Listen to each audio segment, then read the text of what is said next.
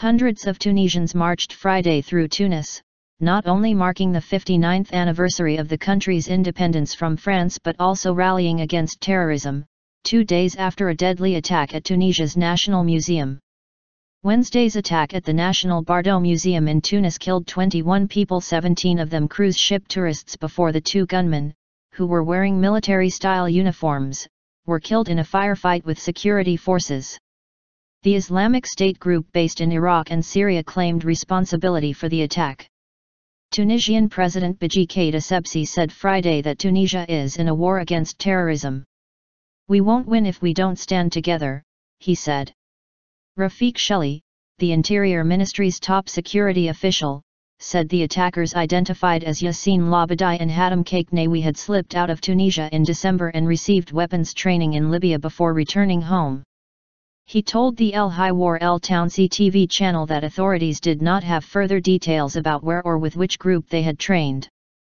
Confronted with a poor economy, young Tunisians have disproportionately gone abroad to fight with extremist groups in Libya, Syria, and Iraq, including some affiliated with the Islamic State.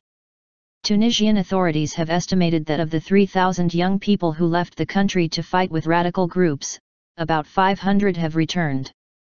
9 arrests reported.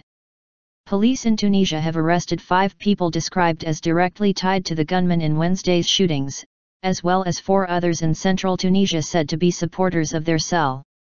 At least 2 family members of Khachnaoui reportedly have been arrested in connection with the attack. At Tunis Charles Nicole Hospital, victims' families continued to arrive Friday to help identify the dead and recover their bodies. Victims included nationals of Japan, Poland, Germany, Italy, Spain, and Colombia.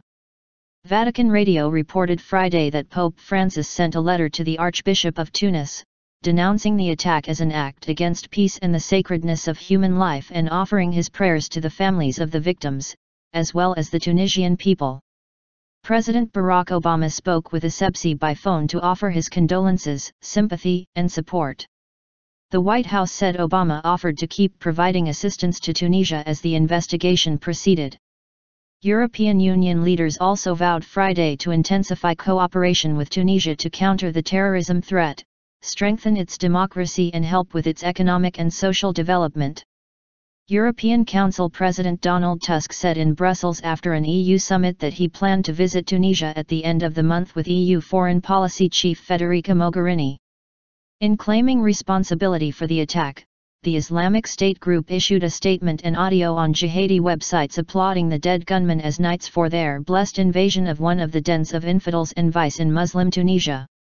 Prime Minister Habib Essed announced new security measures Thursday, including a crackdown on websites seen as promoting terrorism.